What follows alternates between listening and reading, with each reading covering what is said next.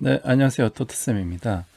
오늘은 제가 여러분들께 인류가 이 우주에서 유일한 지적 존재인가에 대해서 한번 질문을 던지고 그 질문에 대해서 생각해보는 그런 시간 한번 가져보도록 하겠습니다. 여러분들 생각하시기에 이 인류의 운명이 앞으로 어떻게 될 것으로 기대하시나요? 최근에 이런 우크라이나 전쟁도 있고 또 우리가 뭐 핵전쟁을 앞두고 있다라는 그런 추측도 많이 나오고 있는데, 그럼 과연 이 인류가 이 우주에 존재하는 그 이유가 무엇인지, 그리고 앞으로 그 운명이 어떻게 될 것인지를 간단하게 한번 생각을 해보는 그런 시간 한번 가져보도록 하겠습니다. 네, 그럼 바로 한번 달려보도록 하겠습니다. 네, 우선 이 우주에 우리 우주에 문명이 존재할 가능성에 대해서 한번 생각해 보도록 하겠습니다. 이건 드레이크 방정식으로 알려진 가장 어떤 초기적인 그런 방정식 형태로서 우리가 이제 예측을 할 수가 있는데, 여러분들 이 미국 드라마에 나오는 Drake 짤을 equation, 한번 the one that 보시죠. estimates the odds of making contact with extraterrestrials by calculating the product of an 네, increasingly restrictive series of 이 fractional 드레이크 values, such as those stars of 방정식은 planets, 이제 and those planets 우리 likely to develop 우주에 life. N equals R 존재하는 times 어떤 FP times 외계 NE times FL times FI 문명의 times FC times L. 개수를 n이라고 했을 때, 그 n이 여러 가지 이런 그 7개의 어떤 그 파라메타들의 이제 곱으로 이제 표현된다는 걸 이제 의미하고 있습니다. 이 기본적인 가정은 뭐냐면, 이제 문명이 존재하는 외계인이라면은 우리와 같이 이런 그 전파, 즉 전자기파죠. 이 전자기 방정식을 이제 이해를 하고 그거를 통해 가지고 이 전파를 만들어내고 이 전파를 이제 통신 수단으로 이제 사용할 가능성이 높다고 이제 보고 있습니다. 그렇기 때문에 이런 드레이크 방정식으로서 우리가 그 외계 문명의 어떤 개수를 그 예측을 할 수가 있는데, 근데 아직까지 우리가 이런 그 외계 문명을 탐사하는 그 결과가 아직 그 발견된 게 없죠. 왜 발견된 게 없는지를 뭐 간단하게 한번 생각해 보면은, 가장 큰 이유는 이제 어떤 그런 외계 문명이 설령 있을지라도 그 문명이 어떤 그 지구에 도달하는 그 시간, 그 문명에서 전파가 출발해서 지구에 도달하는 시간이 워낙 이제 길기 때문에 그 문명이 현재 우리가 그걸 들었을 때 지속하지 않고 있을 가능성이 높기 때문이다라고 이제 많이들 이제 예측을 하고 있습니다. 예를 들어 뭐 한 80년 전에 우리가 전파를 사용하게 된 그 기간도 한 100년 정도 남짓이니까, 한 80년 정도의 시간을 우리가 전파로 외계와 이제 소통을 한다고 했을 때 약 은하수의 한 0.001% 정도의 어떤 거리만을 커버할 수 있기 때문에, 즉 대부분의 전파는 우리 태양계 주위의 영역만 커버할 수 있기 때문에, 아직 외계 문명이 있더라도 그들이 이제 우리의 신호를 이제 감지 못할 가능성이 높다. 역으로도 외계 문명이 있더라도 우리가 그 신호를 그런 이유로 이제 감지 못할 가능성이 여전히 높다라고 이제 볼 수가 있겠습니다. 그래서 최소한 이제 연구원들이 추측하기로는 이제 외계 문명이 한 50광년 이내에 있어야지 우리가 보낸 신호를 들을 수 있을 거다라고 이제 짐작을 하는 거죠. 네, 그럼 구체적으로 이 드레이크 방정식을 어떻게 우리가 표현하는지 한번 자세하게 한번 살펴보면요. 여기서 이제 n이라는 게 우리 은하 내에 존재하는 어떤 교신 가능한 문명의 수를 얘기를 하고 있습니다. 그리고 r-스타라는 거는 이제 우리 은하에서 1년 동안 탄생하는 항성, 즉 태양과 같은 이제 별의 수를 얘기를 하고 있고요. 그래서 이 7가지 변수 r 곱하기 fp라는 건 이제 이 항성이 행성을 가질 확률을 의미합니다.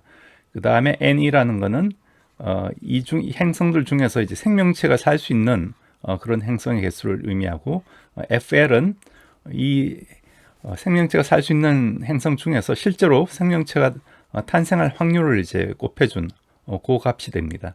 그 다음에 또 생명체가 태어났더라면은 여기에 이 생명체가 지적 문명체로 진화할 확률을 또 곱해줘야겠죠. 그게 FI고, FC는 또 뭐냐면은 이 지적 문명 생명체가 다른 별에 또 자신의 존재를 알릴 수 있는 통신기술, 아까 말씀드린 바 같이 전파를 사용할 수 있는 통신기술을 가지고 있을 확률을 또 이제 곱해줘야 되는 거죠. 그 다음에 최종적으로 이제 L은 뭐냐면은 이런 그 통신 기술을 가지고 있는 지적 생명체가 존속할 수 있는 기간, 즉 이 문명이 망하지 않고 지속할 수 있는 그 기간을 역시 이제 곱해줘야지만 이 전체적인 어떤 우리 은하에 교신 가능한 문명의 수가 이제 얻어진다. 즉 7개까지 변수가 이렇게 시리얼로 이렇게 곱해지는 즉 직렬로 이제 우리가 그 확률이 동시에 일어날 확률은 이제 곱해야 되는 거죠. 그렇기 때문에 이게 전부 다 동시에 일어나야 되기 때문에 이 확률을 전부 다 이제 곱한다. 그렇게 보시면 되겠습니다.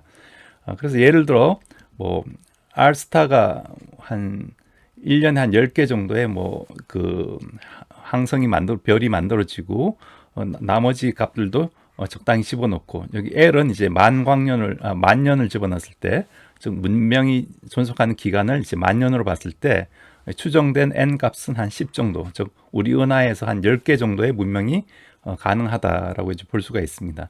근데 여러분들 보시면 아시겠지만 이런 수치들, 즉 n이나 뭐 f, l, fi 값들이 전부 다 뭐 확률이기 때문에 우리가 정량적으로 측정하기가 힘든 값이고, 그래서 어떤 임의적인 그런 그 변수가 많이 이제 개입이 됩니다. 그렇기 때문에 이게 정확하지가 않고 계략적인 어떤 그 느낌만을 우리가 받을 수 있을지언정 이게 정확한 어떤 외계 문명의 어떤 추정 방정식은 아니다. 그렇게 이제 볼 수가 있겠습니다. 그래서 실제로 현재 어떤 파라미터를 가지고 추측을 해보면은 우리 은하의 어떤 문명의 수가 하나에서 2개 정도로 이제 나오는데 지구에 이미 하나가 있는 거죠. 그렇기 때문에 우리 은하에서는 외계 문명이 없을 가능성이 더 높다. 뭐 그렇게 이제 말장난을 또 할 수가 있을 것 같습니다. 근데 그럼 보다 구체적으로 이런 외계 문명을 찾기 힘든 이유를 이제 그림을 보면서 한번 생각해 보면요. 우리 은하의 크기가 여러분들 잘 아시다시피 이 지름이 한 10만 광년 정도 됩니다. 그래서 지구는 이 중심으로부터 한 3만 광년 정도 거리에 있죠.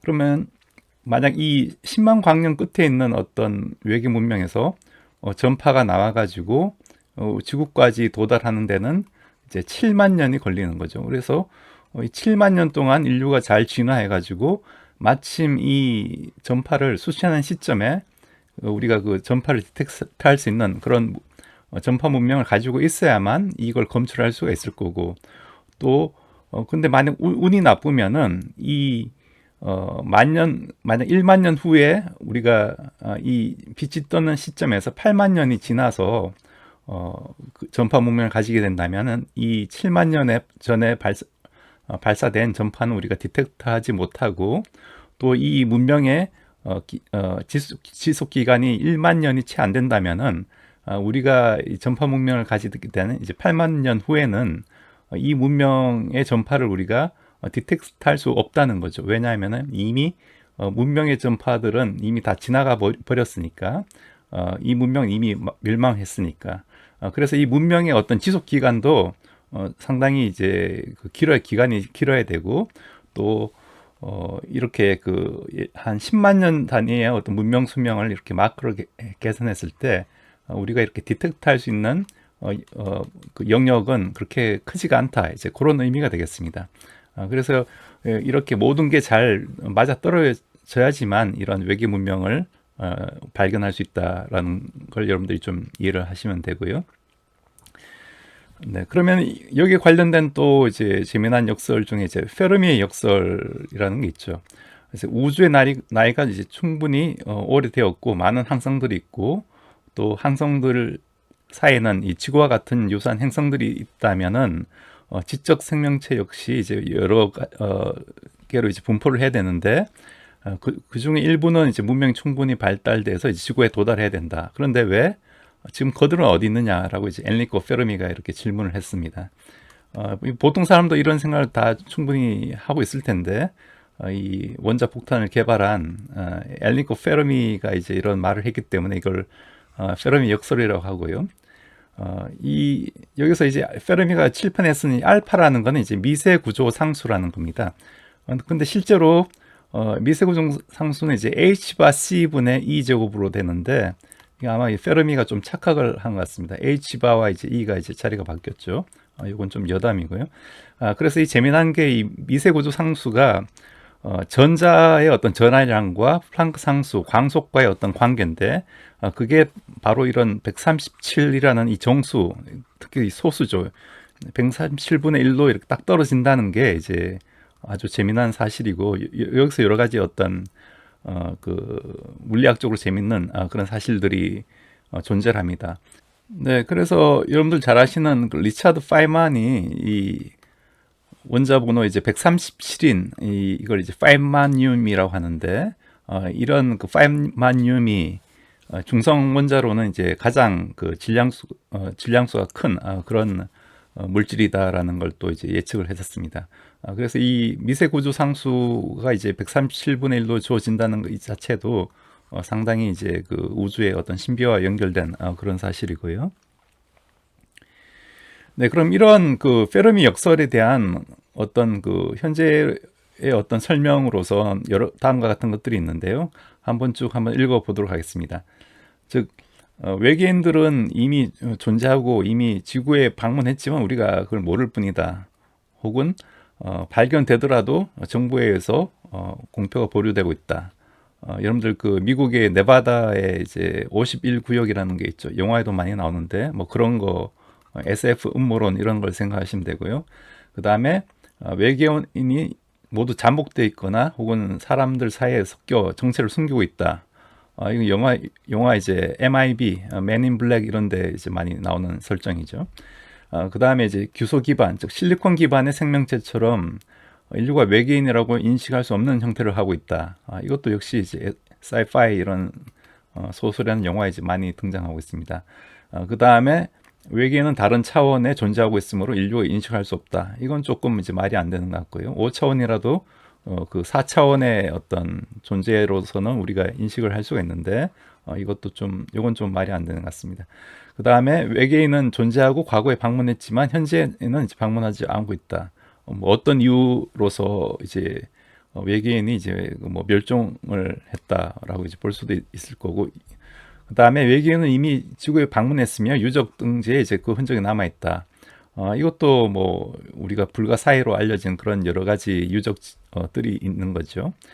그 다음에 지구에 방문했으며 인류 또는 그 지구상의 다른 생물이 그 후손이다. 이건 영화 이제 프로메테우스, 즉 에일리언의 어떤 프리퀄에 나오는 그런 설정과 또 비슷한 것 같습니다. 즉 여기까지는 이제 외계인이 있긴 있는데 우리가 이제 모를 뿐이다. 뭐 그런 주장을 하는 거고, 그 다음으로는 이제 외계인은 존재하지만 어떤 이유로 이제 지구를 방문하지 않았다. 어떤 이유냐면 이제 온건하고 이제 소극적이기 때문이다.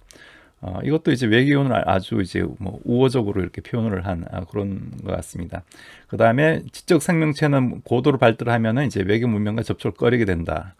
좀 뭐 이렇게 진화의 과정에서 이제 뭐 성격이 온순해진다. 뭐 그런 의미가 될 것 같고요. 그 다음에 외계인과 접촉한 결과 나타날 인류의 혼란을 위해 굳이 접촉하지 않고 있다. 즉 이 동물원 가설, 즉 외계인들이 우리를 이제 동물원에 가둬놓고 잘 적응하나 안 하나 이렇게 뭐 지켜만 보고 있다. 그런 그 의미가 될 것 같습니다. 그 다음에 외계인들은 존재하지만 어떤 현실적인 기술적인 난관을 극복하지 못했기 때문에 지구로 못 오는 것이다. 역시 외계인은 인정하고 있지만 그 지구에는 이제 도달하지 않고 있다라는 걸 주장을 하는 거고요. 그 다음에 기술이 아주 고도로 발전된 문명이 있다 하더라도 인류가 관측할 수 있는 곳까지 도달하기는 매우 어렵다. 역시 어떤 기술적인 그 배리어를 얘기를 하고 있습니다. 그 다음에 핵전쟁이나 어떤 환경 파괴 때문에 자멸했기 때문에 우주 여행은 할 수 없다. 이것도 역시 이제 외계인들이 있지만 지구에 도달하지 못한다. 그런 걸 이제 얘기를 하고 있는 거고요.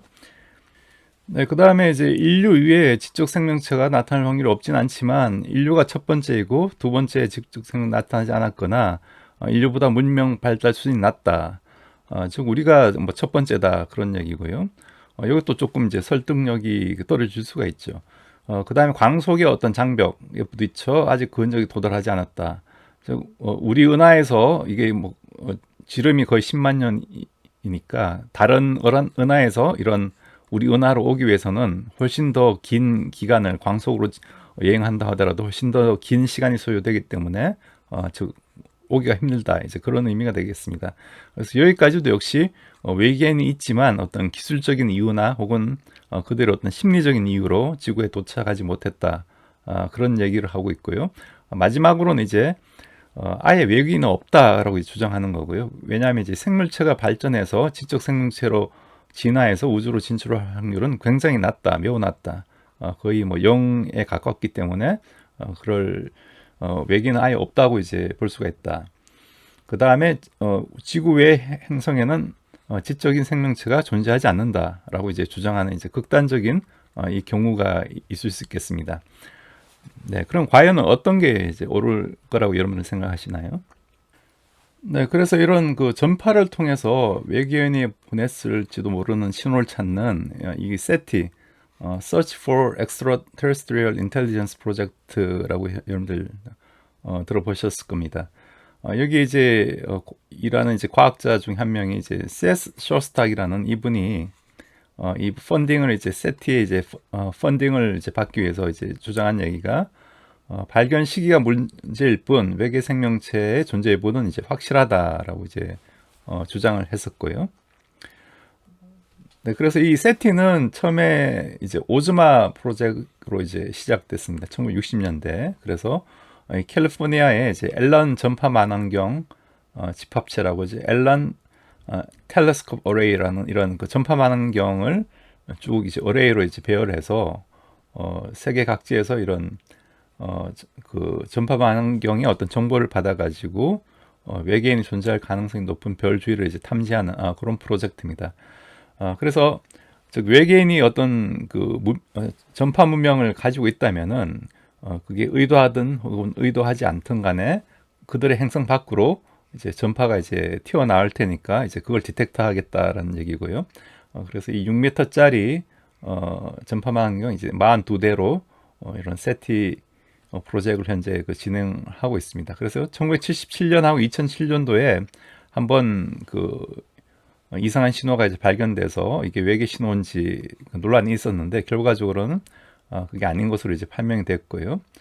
그래서 아직까지도 이런 그 세트에서는 지적 생명체의 어떤 전파 신호를 디텍트하지 못하고 있는 그런 상황이라고 보시면 되겠습니다. 그래서 지구가 속한 은하계에는 이제 태양과 같은 별이 즉 항성이 한 2천억 개 있다고 알려져 있고요. 그다음에 이 우주에는 이와 같은 은하계가 이제 1,000억 개 이상 있으니까 즉 2천억 개 곱하기 이제 1,000억 정도의 어떤 그 항성이 있는 거죠. 별이 있는 거고 여기에 이제 행성들이 있고 이 행성에서 이제 생명체가 존재할 수 있고 존재한 생명체가 지적 생명체로 진화해야 되고 이런 것들이 전부 다 이제 맞물려 있는 직렬로 이렇게 확률이 이제 곱해져야지만 실제로 이런 전파 문명이 이제 발생할 수 있다는 거고 아직까지는 이제 그런 케이스가 없다는 게 이제 주 내용이 되겠습니다.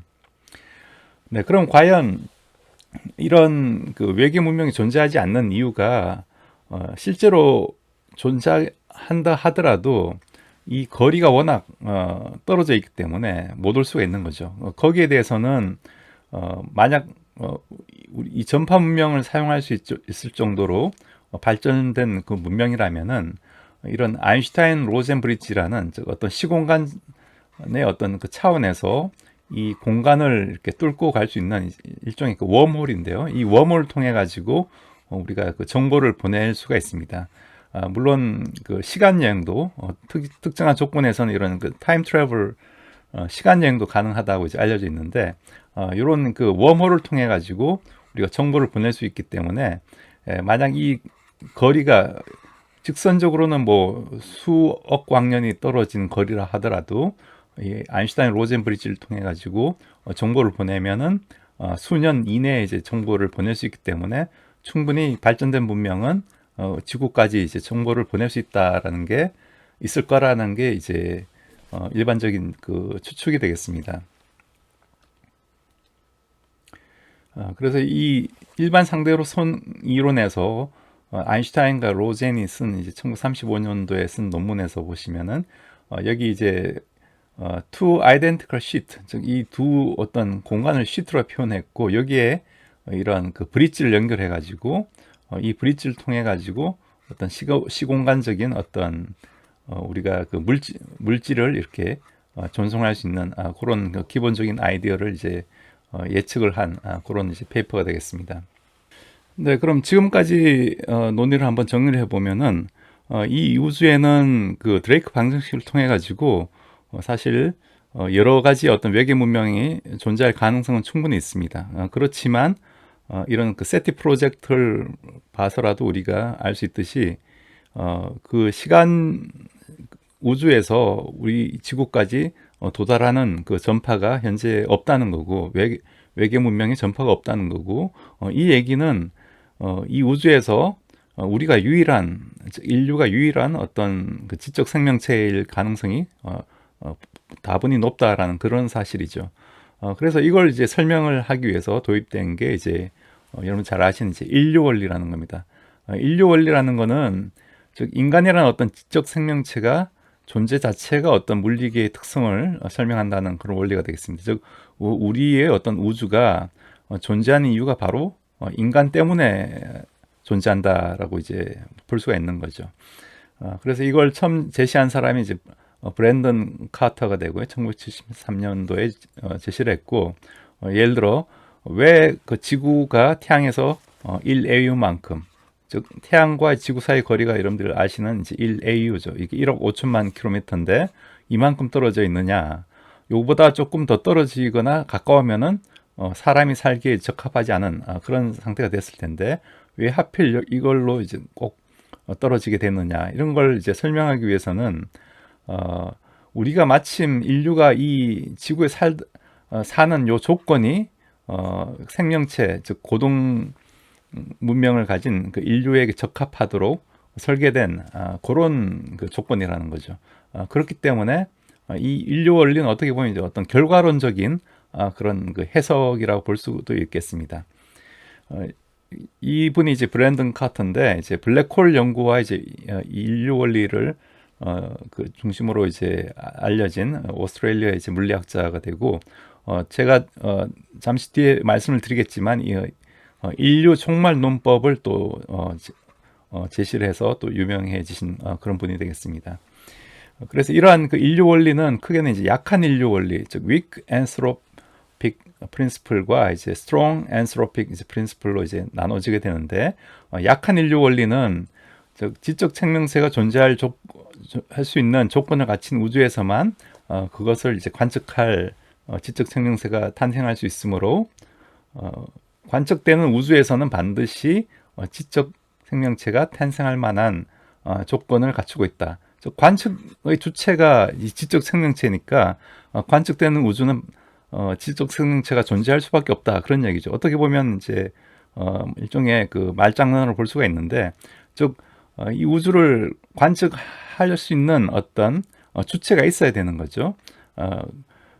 그래서 이 관측할 수 있는 우주라면은 그것을 관측할 수 있는 지적 생명체가 반드시 존재한다. 이게 바로 이제 어떤 약한 인류 원리가 되겠습니다. 그럼 광한 인류 원리는 뭘까요? 이건 관측되지 않고 멸망하는 우주는 이제 의미가 없으므로 즉 지적 생명체가 탄생할 조건을 갖춘 우주만이 이제 의미가 있는 우주다. 즉 의미까지 부여를 하는 거죠. 그래서 이 우주가 의미 있는 우주가 되기 위해서는 지적 생명체가 반드시 필요하다. 뒤에 말씀을 드리겠지만 어떤 그 의미의 개념을 우리가 가지게 되면 어떤 신의 존재를 사실 인정을 할 수밖에 없습니다. 이제 그렇게 이제 연결이 되는 거고요.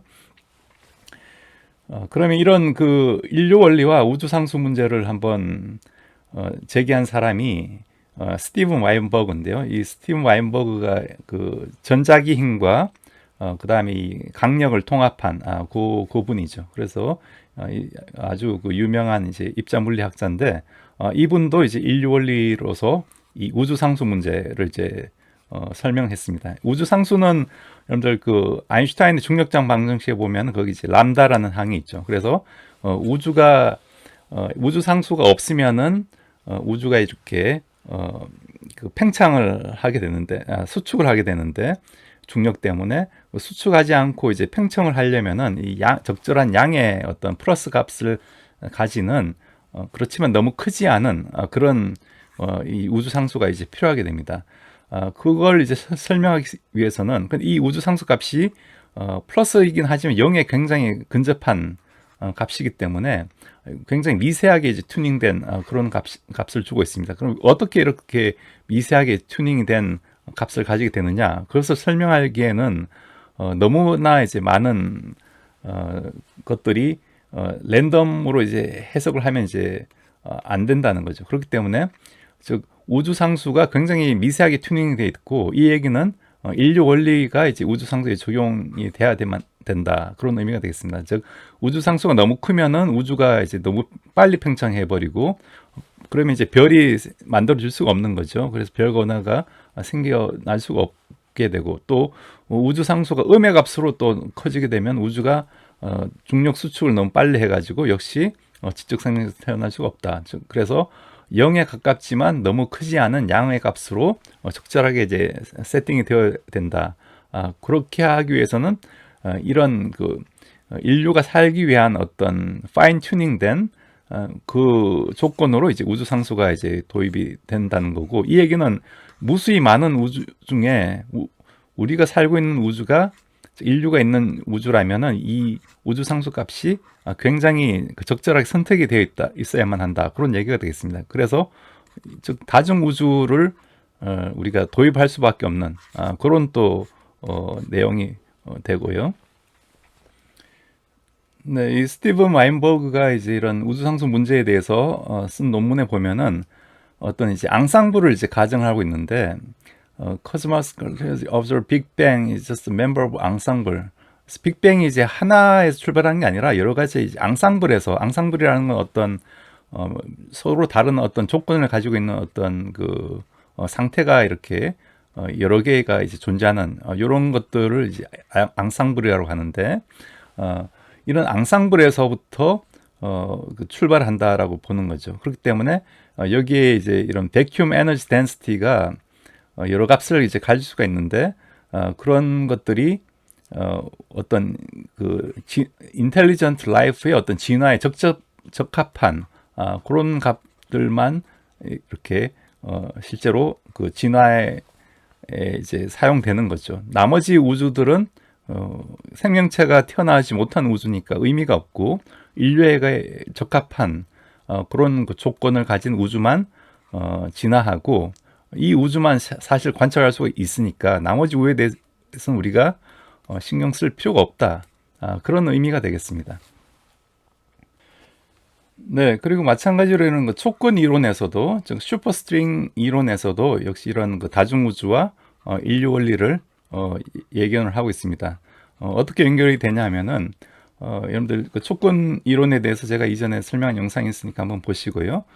그래서 만물이 어떤 그 1차원 끈으로 이제 이루어졌다는 거죠. 즉 쿼크라는 것들이 1차원 끈의 어떤 진동 패턴에 의해서 뭐 탑, 바텀, 뭐 참 스트레인지, 업, 다운 이런 쿼크들로 이제 나눠진다라는 거고, 그래서 이런 그 실제로 세상은 어떤 11차원의 어떤 시공간을 얘기를 하고 있습니다. 그래서 10차원은 공간이고 나머지 1차원은 시간인데, 우리가 디텍트하는 건 이제 3차원이죠. 3차원인 어떤 공간이니까 3차원 공간에다가 요 나머지 6차원은 이제 그 감춰져 있는, 숨겨져 있는 공간이라고 해서 그 제가 말씀을 드린 바가 있습니다. 그래서 나머지 6차원은 아주 작은 영역에 그 조밀화, 즉 컴팩티피케이션이 돼서 숨겨져 있는 그 차원이라고 보고요.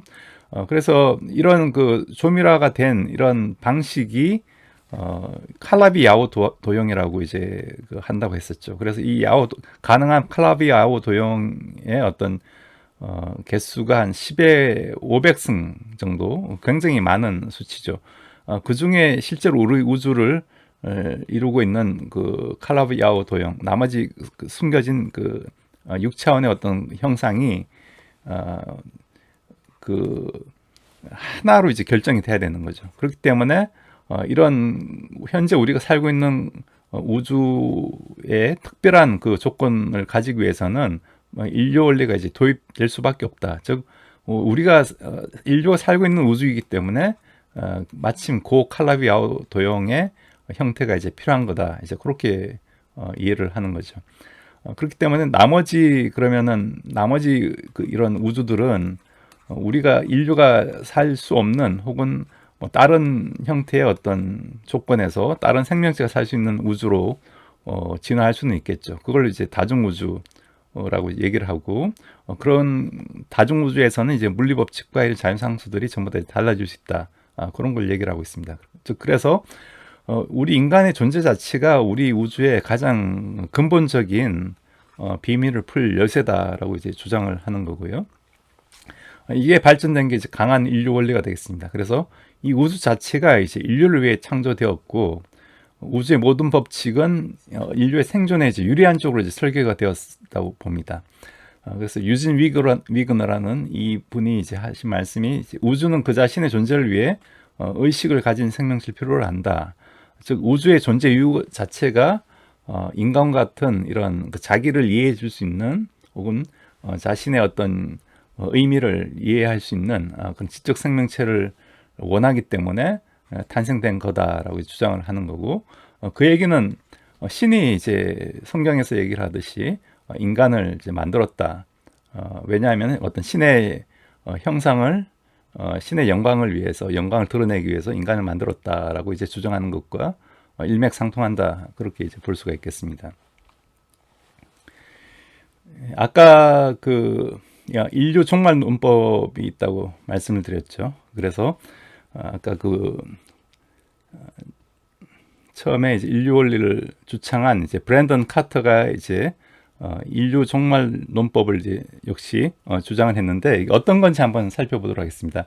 즉 Doomsday Argument라고 얘기를 하는데 쉽게 생각해서 현재까지 태어난 인류의 수가 앞으로 그 태어날 인류의 수가 얼마인지 모르겠지만 한 중간 정도 있을 거다. 즉 첫 번째 인류와 마지막 인류를 이렇게 인간 마지막에 태어난 인류를 이렇게 일렬로 쭉 나열했을 때 현재 내가 태어났으면 나는 한 중간쯤 있겠다. 그게 나름대로 이제 합리적인 이제 추정이죠. 내가 운이 나쁘게 마지막 5%에 태어났을 수도 물론 있겠지만 첫 번째 5%는 적어도 아닐 수 있다는 거죠. 그게 이제 합리적인 가능성이 한 중간쯤 있겠다라는 거고 그래서 만약 그럴 경우에 운이 나빠서 한 첫 번째 5% 정도에 이제 있다고 생각했을 때 즉 요 시간이 이제 한 5%의 시간이 흐른 거죠. 그래서 나머지 95%의 시간을 이제 곱해서 현재 태어난 인류의 수를 한 600억 명이라고 가정할 경우 지금 인류의 태어난 인간의 어떤 그 인구 변화 그래프인데요. 20세기, 21세기 들어와서 급격하도록 이렇게 증가하고 있습니다. 그래서 현재 한 70억, 80억 명 정도가 되는 거고요. 그래서 여태 태어난 인간 수를 다 합치면은 물론 600억 명보다 작을 수 있겠지만 한 600억 명이라고 넉넉하게 잡을 경우에 95%의 확률로 그래서 즉 여기다가 이제 600억 해서 한 20을 곱해줘야 됩니다. 왜냐하면은 이게 5%죠. 5%고 나머지가 이제 95%니까 즉 요거에 한 20배 정도 되는 그 기간을 더 곱해줘야지만 전체 그 태어날 인간의 어떤 맥시멈 숫자가 나올 수 있다라고 보는 거죠. 그래서 그렇게 구하면은 즉 1조 한 1,400억 명의 어떤 인간이 9,120년까지 태어날 수 있다. 요 시점이 이제 9,120년이라고 이제 보는 거고요. 이건 이제 95% 이제 확률로 이제 추측을 하는 겁니다. 그래서 즉 인간의 어떤 그 타임라인이 즉 서기 0년부터 시작해서 만 년을 넘어가지 않고 망할 것이다. 이 뒤는 없으니까 마지막 인간이 태어나는 시점이 이 정도라는 거 이제 추정을 하는 겁니다. 이게 이제 Doomsday Argument의 논법인데, 근데 실제로는 이게 더 우리가 지금 현재 이 상태에 있을 수도 있습니다. 마지막 5%에 있다고 보면은 이게 훨씬 더 이제 줄어드는 거고, 여러분들이 거의 마지막 인류에 속한 그런 상태일 수 있다라는 걸로 이제 받아들이시면 되겠습니다. 네, 그럼 결론은 뭐냐? 결론은 이 세티 프로젝트에서 보듯이 인간은 우주의 마지막 유일한 이제 지적 존재일 가능성이 높고, 그 다음에 인류 종말 논법으로 보더라도 아직 남아있는 시간이 그렇게 많지 않다. 최대 서기 10,000년 정도 그 문명이 이제 그 정도까지 지속될 수가 있을 거다. 물론 이런 현재의 어떤 3차 대전이나 혹은 뭐 새로운 21세기 어떤 전쟁이 일어난다면은 그 시점이 더 이제 줄어들 수가 있는 거죠. 만약 인류가 이제 멸망한다면은 이 우주는 어떤 의미가 있느냐? 인류 원래의 의하면은 이 우주는 이제 의미를 상실한다는 거죠. 그렇기 때문에 이 우주가 이제 의미가 없어진다는 것 자체가 우주가 이제 없어진다는 것과 사실 마찬가지일 겁니다. 왜냐하면 그 수많은 다중 우주 중에 그냥 하나에 불과할 테니까 아무 의미가 없어지는 그런 상황이 될 수가 있다. 그게 이제 오늘의 그 제 강의의 결론이고, 그렇게 되지 않기 위해서는 우리가 보다 이제 현명해져야 되고 겸손해져야 되고 타인을 내가 아니라 다른 사람을 타인을 내 몸같이 이렇게 생각을 해서 우리가 조금 더 공존하는 그런 세계를 모색을 해야 된다. 그게 바로 우리 우주를 위한 것이고, 그게 어떻게 보면은 이 지구온난화보다 더 중요한 문제다. 지구온난화는 사실 큰 문제가 아니고요. 이건 주기적인 현상이고, 이 우주의 어떤 지속 가능성을 고민해야 될 그런 시점이다라고 이제 볼 수가 있겠습니다. 네. 제가 다음번에는 그 이 지능과 블랙홀, 왜 지능을 가져왔냐 하면은, 지능은 이제 이런 그 특이점이 온다라고 여러분들이 알고 있는 그 책을 지은 그 신디사이저를 그 작가가 있죠. 이름이 갑자기 생각이 안 나는데 커즈와일이 사실 특이점이 온다 해서 이 주제를 한번 다뤘습니다. 그래서 제가 그 사람의 어떤 주제를 조금 제 나름대로 조사를 해서 이제 확장을 시킨 내용인데요. 그래서 거기서도 이제 이런 홀로그램 우주론이 나오고, 사실 모든 것들이 다 이제 연결이 돼 있고, 이 우주에서 일어나는 현상들 자체가 이미 이런 그 홀로그램이 어디냐면 이제 블랙홀의 어떤 사건의 지평선에 그 표면적이 이제 홀로그램의 역할을 한다고 보는데, 거기에 이미 다 이제 기록이 돼 있다라는 겁니다. 그렇기 때문에 우리가 살고 있는 이런 생활이나 혹은 일상, 심지어 전쟁과 앞으로 역사까지도 이미 다 이제 기록이 돼 있다. 그게 기록되는 시공간의 어떤 정보가 기록되는 거기 때문에 그렇기 때문에 그렇게 이제 볼 수도 있는데, 거기에 대한 내용을 조금 더 이제 다뤄보고, 또 이런 인류 원리를 이제 제가 나름대로 이론 붙이기 이제 네오 지오센트리즘이라고 해서 어떤 새로운 어떤 그 지구 중심설 그런 형태의 이름을 한번 붙여봤습니다. 그래서 여기에 대해서도 조금 더 심도 있게 한번 다뤄보는 그런 시간도 한번 가져보도록 하겠습니다. 네, 여러분들 오늘 제 강의 어떻게 보셨는지 모르겠습니다. 우리가 이런 그 인류 원리를 생각할 때 이 우주에는 인간이 이제 유일한 어떤 지적 존재일 가능성이 높고, 그렇다면 우리가 이 지구에 살면서 앞으로 어떻게 이 문명을 지속적으로 유지해 가는지가 이제 아주 이 지구의 어떤 영생뿐만 아니라 어떤 이 우주의 어떤 영생에 대해서도, 즉 우주의 어떤 관점에서도 상당히 중요한 문제다라고 볼 수가 있겠습니다. 우리가 이런 우크라이나 전쟁으로 현재 많은 위기를 맞고 있는데, 이게 어떤 뭐 3차 대전의 어떤 서막일 수도 있고, 여기서 인류 문명이 말 그대로 그냥 멸망한다면은 이 우주 자체도 이제 의미 없는 것으로 이제 존재로 전락할 수도 있겠다라는 그런 상당히 우려가 드는 그런 상황입니다. 그렇기 때문에 무엇보다도 여러분들도 각기 어떤 자신의 어떤 고유한 가치를 깨달아서 이런 그 우리가 바로 이 우주에 의미를 부여하는 존재다라는 생각을 가지고 이웃을 내 몸같이 그리고 다른 사람을 이해하려고 또 공감하려고 노력을 한다면은 이런 위기를 조금이나마 해결할 수 있지 않을까 그렇게 좀 생각을 해봤습니다. 네, 그럼 오늘도 시청해주셔서 감사드리고 여러분들 더 나은 컨텐츠로 뵙고 만약 여러분들 알고 싶은 내용이 있으시다면은 댓글로 남겨주시면은 제가 최대한 반영을 해드리고 또 제가 게더타운이라고 여러분들 뭐 새로운 어떤 SNS 플랫폼이 있던데 그걸 한번 이렇게 링크를 올려 놓을 테니까 여러분들 접속하셔서 많이 또 서로 소통을 하면 좋을 것 같습니다. 네, 그럼 저는 다음 시간에 더 나은 컨텐츠로 뵙도록 하겠습니다. 그럼 즐거운 주말 되시기 바라겠습니다. 네, 감사합니다.